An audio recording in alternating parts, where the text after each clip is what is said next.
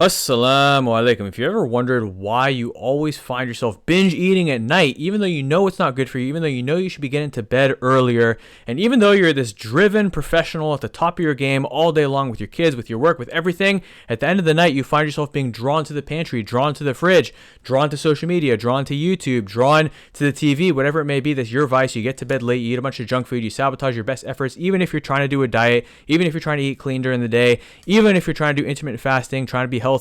No, it always ends up getting sabotaged. And this is one of the biggest obstacles stopping you from losing weight is this binge eating cycle and habit that you've built over time. This is actually a surprisingly common issue that a lot of busy professionals find themselves experiencing, especially if you're a dad, you have a lot of stress, but even if you haven't had kids yet, just the sheer volume of your stress and the lack of time to do self-care and have time to yourself during the day, nighttime is really the only time that you have time to yourself. And so you end up finding that time or filling that time chasing cheap dopamine, which is not serving you. It's actually doing a lot of damage to your physical and mental health. So I want to go into some practical self-care solutions to solve this, inshallah, and help you get the results in your body as well as just in every other area in your life. So of course, you know that some of the root causes here are the long, stressful work days with the high demands and pressures and stresses. You don't really get a whole lot of downtime and personal time to yourself, so you end up kind of leaving it to the end of the night and really capitalizing on it, even though you know you should be getting to sleep and you wish you could get to sleep so you can wake up less groggy, all that stuff. Still, you find yourself struggling. It creates a negative feedback loop because you're tired the next day. You didn't get enough sleep. You binged. Your sleep quality wasn't that great because you were bloated from just binge eating at night and emotional eating, stress eating, whatever you want to call it. And then you've got all these responsibilities the next day, and so you're overloaded the next day, and it's just even worse. And you just have this chronic compounding stress, and really your only form of stress relief and reward is food. And this might be affecting your eating habits during the day as well, where it's just too easy to reach for something unhealthy because you're constantly finding yourself short on time. It's hard to find the time to meal prep and find those healthy options. So then, during the day, you're not eating well, and you're gaining more and more weight. Your gut health's getting more and more poor. You're more and more bloated. And again, you just have this deeply ingrained habit that you've been building over the last few months, years, even decades, however long it's been, of eating unhealthy food at night and having high stress, which leads to something called cortisol. There's a hormone that, there's a natural amount that should be present in your body. Of course, it has its effects, its positive effects, but when it's chronically elevated over time from chronic compounding stress, that high cortisol, that elevated cortisol results actually in increased appetite and craving for unhealthy foods, more weight gain, more lethargy because you're gaining weight and your health and your hormones are poor. Cortisol also can cause you to retain excess estrogen and have a lot of water retention and a lot of stress-related weight gain, a lot of premature skin aging, disruptions in sleep quality. I mean, there's a lot of things that happen here. Of course, increased appetite and craving for unhealthy foods specifically, that's going to cause you to gain quite a bit of weight and just a lot of other things. Your sleep hygiene isn't the best. So because your nutrition, your stress, and your sleep aren't good, this also results in a lot of premature skin aging as well as like wrinkles, your hair going gray sooner, losing hair sooner, a lot of hair loss. That's a big one. Weight gain. I know I'm talking a lot of doom and gloom. We're going to talk solutions today, but I just want you to understand how deep this problem really goes and the negative feedback loop that you're in with your energy levels, your habits, your health, your mood, the guilt, the stress, the shame, everything else. And also the real statistics, which is that your risk of diabetes as a result of this, as a result of just the high stress alone, not to mention what we talked about in the other video about the risk factors with obesity, with, Pakistani and or Arab genetics. Another one is African American and African genetics as well are prone to diabetes, heart disease, obesity, everything else. But high stress does increase that risk of diabetes further by 45%, obesity by 25%, heart attacks by 23%, hypertension by 15%. So we definitely want to solve. We're going to talk solutions today. We're going to touch the surface with some easy, actionable tips, and then I have some deeper resources for you as well that we're going to go through to ensure that you have the solutions. So again, just kind of recapping the stress, time management, and how that results in emotional eating due to stress and possibly anxiety as well. How you end up chasing cheap dopamine through these things at night, whether it's binge watching social media and YouTube and TV, whether it's, the food, the eating habits, and then the lack of self-care, right? And then, of course, the weight gain, associated health issues, sleep pattern interruption, stress, anxiety, negative impact on your physical and mental health, and then, of course, the guilt and shame associated. So that is the problem, right? Now, let's talk solutions, because I'm not just here to talk about problems. I mean, we went pretty deep into that. So let's transition out of all that darkness and negativity and talk a little bit more about the solutions and then, some motivation for what your ideal situation will be, inshallah, once you solve all this stuff. So The cool thing is that when you implement a solid stress management and cortisol control protocol, which we actually have a very in-depth resource, I'm going to link it below and at the end of this video as well for you to check out. This is going to help a ton with solving this at both a biological and a psychological level. Okay, very, very important. But one thing that you can do right away to implement this is front loading your self-care routine. So if you always tell yourself, I'm going to go to the gym after work, but after work you're just too tired, you already know it's not going to happen, stop trying to backload your self-care, because that's just going to result in you being so tired that all you have the energy to do is scroll social media, watch YouTube, and eat food at night instead of actually getting to bed early, working out, doing things you really need to do to lose the weight and improve your health and get dopamine naturally and in a healthy way, and just fixing your health, your weight, your body image, everything. Okay, so front load that. Even if it's a 20-minute workout or a 10-minute walk in the morning or a 20-minute walk in the morning, makes a huge difference. And if you have to backload it, because I understand maybe because it's so hard for you to wake up in the morning, that's just not a possibility. Although with accountability, it'll help you to wake up earlier in the morning. We've definitely helped a lot of clients with this, and we've seen many great case studies of this as well. But the accountability can also help you to do it in the evening if that's what's required. And I do have some guys who, I even have like 2 doctors who like to train after work, which I don't know how they have the energy to do after work, but mashallah. Whereas most of my doctors who we work with, like to train in the morning because it's just better, gets you in a good mood for your patients for the day. Same thing with business owners, gets you in a good mood for your clients, your employees, everything else. Whatever else it may be, whatever high stress profession you're in, it's better to get in the morning. But again, I have another guy who works in tech who he's actually in like tech management. So he has to be on meetings all day and the programming, all that stuff. So, and his meetings start at 6 a.m. to where he has to train at 3 p.m. And it's not the ideal scenario, but hey, with accountability and building new habits, he's getting there. And after 3 months, mashallah, he's lost a good amount of weight, I think 20 plus pounds at this point. And on top of that, he's built that personal accountability and habit, which is great. So again, there's a lot of hope, but go into the stress management video for like a very in-depth, like I go literally for an hour on all the solutions and strategies and understanding how to solve the problems and root causes and everything. It's a very in-depth video. So I got that link below and I'll link it at the end here. But the concept of creating space, of self-care. And in some of my other videos, I talk about the reminder that, you need to take care of yourself if you want to be the best man for your family and for your work, and you want to perform optimally in all these things. And even more importantly than that, well, really it all loops in together because everything affects everything, but your Ibadah is affected too. So we want to do it for the sake of Allah. And when you're a better professional, you pursue ihsan in your career at a higher level, you perform better, and you're better with your family. This helps you Islamically too, because those are Islamic responsibilities as well. Providing, doing honest work, pursuing ihsan, and taking care of your family. So it benefits you in all levels Islamically, deen and dunya wise as well, inshallah. Now, in addition to managing the stress itself, we also have to account for the fact that no matter how good your stress management and self-care is, you're going to have some crazy days sometimes. And so you need to have the right healthy replacements ready to go instead of these high-calorie snacks. And unfortunately, a lot of snacks that are marketed as healthy at like Costco, Trader Joe's, all these types of places actually have a lot of calories and could potentially make you bloated due to some of the ingredients, because there might be some health superfoods in there that they use in their marketing to make it sound really appealing, but in reality, it's not ideal. So I have a video I'm also going to link below and link at the end, which is a video showing you how to vet out snacks and know what's a scam, so to speak, and what's actually healthy, and then some examples of some healthy snacks that I personally like to use with myself and my clients that you can go after as well. So you'll be able to check out that YouTube video too after this, inshallah. And then, of course, achieve dopamine through proactive pursuits, such as your exercise regimen and your diet and personal goals, and doing self-care. And back to the self-care strategy, literally even going for a 10-minute walk at some point during your day, whether it's after work, lunchtime, before work, or all three. Now you're getting 30 minutes. If you only do 10 minutes for each of those 3 occasions, but you use it as stress relief, not necessarily with the intention of calorie burning. I mean, it's going to burn calories, but more importantly, to get space, to get fresh air, to get that bilateral movement that happens when you walk that actually is good for your circulation, your dopamine, your endorphins, everything else. Getting that fresh air and sunlight, which is good for vitamin D, oxygen, everything else, going to improve your energy levels, your mood, everything. That little bit of self-care is going to help you lose weight and reduce your stress, which is great. That's why I love walking. It's my favorite form of cardio because it doesn't feel like cardio, so it's not miserable.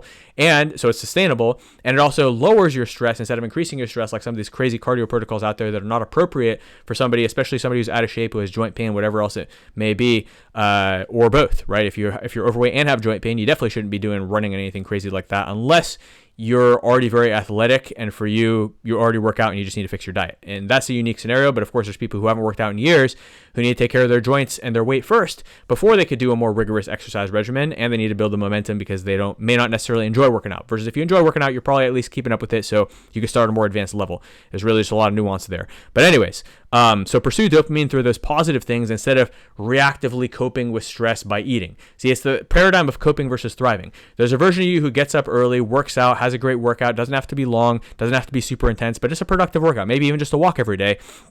And he starts off his day feeling like a champion, feeling like a winner, feeling good physically, mentally, religiously even, because he's spending more time on his Ibadah because he wakes up with more energy to focus on his Fajr. Maybe wakes up for Tahajjud, especially when, Fajr time is a little bit later, inshallah, as the winter comes. So again, that version of you is thriving. He starts off his day feeling like a champ. He's pouring from an overflowing cup as opposed to pouring from an empty cup, and thus he's much happier and more effective at everything he does professionally, in his family obligations, and in his ibadah, and he doesn't feel burnt out and depleted at the end of the day, so he doesn't feel a need to stay up late and binge eat, but instead he just goes to bed early to do it again the next day and succeed.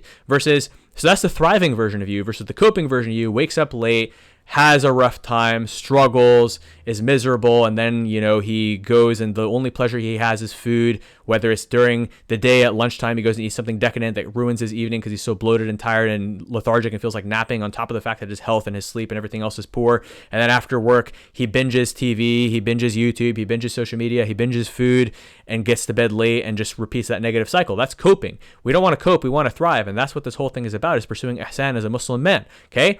So don't be somebody who's coping, be somebody who's thriving. If you need accountability, you already know what we do. We've helped hundreds of brothers just like you, so the link to coaching as well is in the description if you're ready for that. And if not, keep watching the YouTube videos because it's going to help. And I want you to get those results in advance too, even before you sign up, so that, by the time you sign up, we can really hit the ground running, inshallah, and you feel 100% certain that this is the right thing, now's the right time, that you can fully commit so you can make the most of it as well, inshallah.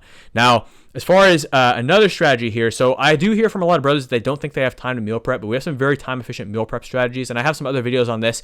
You can only link 2 videos at the end of the video on YouTube, but I'll put it in the description too, the link to the meal prep video. It's an older video. I'm probably going to do some more videos on it, so stay tuned for those, or maybe if you're watching this in a couple of weeks, I would have already done the new meal prep video. But regardless, the meal prep strategy is excellent, and it only gets better. In addition to that, we also have some videos on how to make, your traditional favorite foods healthy. So I'll link that as well in the description, since I can only link 2 up here.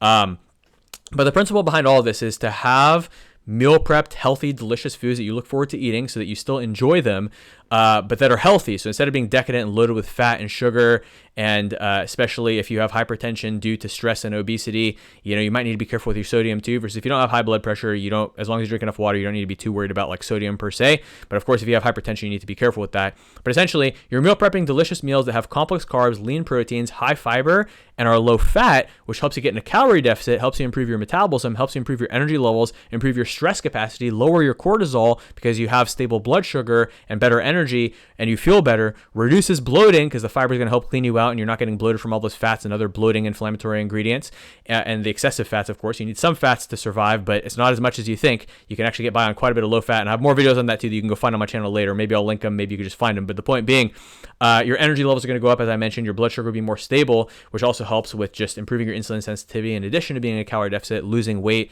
having stable blood sugar. I know I'm saying a lot of things, but keep listening. Reducing your hunger, reducing your cravings, and reducing that biological stress due to inflammation. So if that is not enough to convince you to meal prep, I don't know what is. Just kidding. The meal prep strategy is going to bring down the resistance. You see, there's always 2 paradigms or 2 factors we're working with. We're working with reasons, and we're working with resistance. In my motivational videos, I'm going to help you to amplify your reasons to want to do this so that you're willing to apply a greater level of discipline and effort to your fitness journey.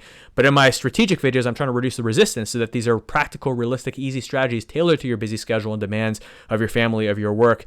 And of course, with the motivational framework always in mind of improving our ibadah, being better to our family for the sake of Allah, being better in our work for the sake of providing for our family for the sake of Allah, and pursuing ihsan for the sake of Allah. We always loop it all together to create the best motivation possible, the greatest reason possible, and the least resistance. Because if the reason is greater than the resistance, then of course you're going to take action. But if the resistance is greater than the reason, then you're going to fail. So that's what we always do. So go check out that meal prep video, start applying it. It's going to help you.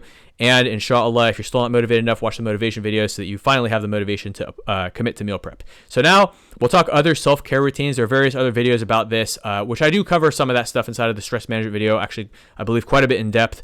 So definitely check that out. But make sure that you have a dialed in, consistent morning and evening routine. And this is going to require some customization, which is why the link for coaching is below as well, because everybody has different factors. But the principle is that we need to find the balance between discipline and flexibility, because especially if you have young kids or you work in a volatile profession like real estate or healthcare, these routines can get out of whack. For instance, in real estate, a lot of real estate guys, especially realtors, but even in real estate development, you're getting calls all the time. Sometimes you can't even keep your phone on do not disturb because you might miss an opportunity, which I still recommend against that, but you might be in a phase in your business where you really just can't afford to have your phone on do not disturb unless it's specific hours, which I do recommend still.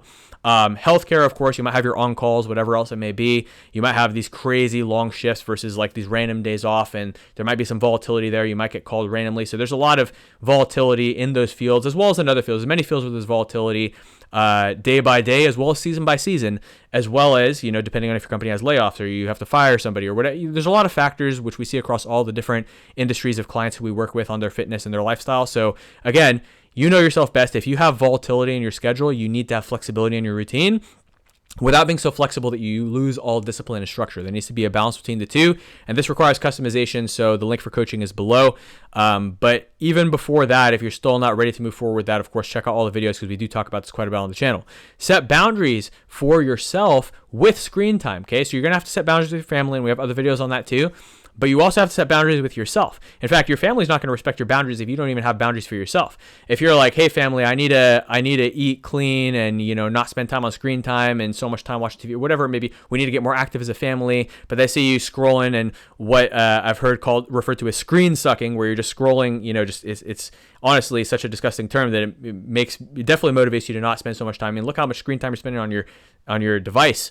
We definitely need to cut that down. But if you're being a hypocrite when you tell your family that you're trying to eat healthy and reduce screen time, your family's going to lose a lot of confidence in you. And I know that's not fun to talk about, but the good news is that your family's going to gain so much confidence and start to respect you and your boundaries when you start to respect yourself and set those boundaries for yourself. Okay, and again, I have an example of a real estate client who he does put his phone on do not disturb. And mashallah, he's got a lot of kids. He's got more than 4. I'm not going to say the specific amount because I'm trying to protect his identity, but mashallah, he's got a lot of kids. And alhamdulillah, may Allah bless him. But the point being, he set actually a time limit on social media so that he can't use it for excessively long to ensure that he doesn't spend excessively long on it. And even some other things he's done to help him get more present and get less stress, especially because just in real estate, I mean, the guy's got crazy levels of stress, mashallah, you know, projects, he's developing everything, mashallah. But he'll leave his phone in his locker at the gym just to give himself an extra level of like privacy and space. So creating space is so important. And if you feel selfish and guilty about doing that, see my other videos where I talk about the frameworks that you need to stop feeling selfish and guilty about that, and realizing that actually the most selfish thing you can do is neglect self-care, and the best thing you can do is get yourself to 100% so you can pour that much more into everybody else. 90% or 95% of you at 100% is far better than 100% of 30% of you, because if you're only operating at 30%, even if you give your family 100% of your time, it's not nearly as good as if you're giving, you know, 95% of 100% of yourself. It's 3 times better, more than 3 times better to give 95% of 100% as opposed to 100% of 30%. You can do the math on that later. You can check out the video where I do the math. Okay. Get into positive momentum with all the above instead of this negative chronic compounding cycle of stress. And this is going to help you so much because instead of being in negative momentum, you're going to be in a positive feedback loop of compounding positive momentum, which is the key to all fitness success and success in all areas by the permission of Allah. And even in your Ibadah, when you get into better habits and rhythms, it's going to help a lot. So really the habits are a big key to this, but I wanted to keep this video short. Just to kind of give you an intro to these concepts and give you a little bit of inspiration, at least with the walking strategy, with some of the meal prep strategies, and also inspire you to go deeper into some of these other topics with many of the in-depth resources that we've invested in creating for you on this channel. So what I'm going to show you right now is 3 things. You can grab the 1+ hour deep dive on cortisol, biological and physiological stress management, and cortisol control, the healthy snacks video, and I'll link below the ones on meal prepping traditional foods to make them healthy, so that you can see success. So again, cortisol video, healthy snacks video, and then the rest is in the description, and anything else you need, let me know in the comments. Assalamu alaikum.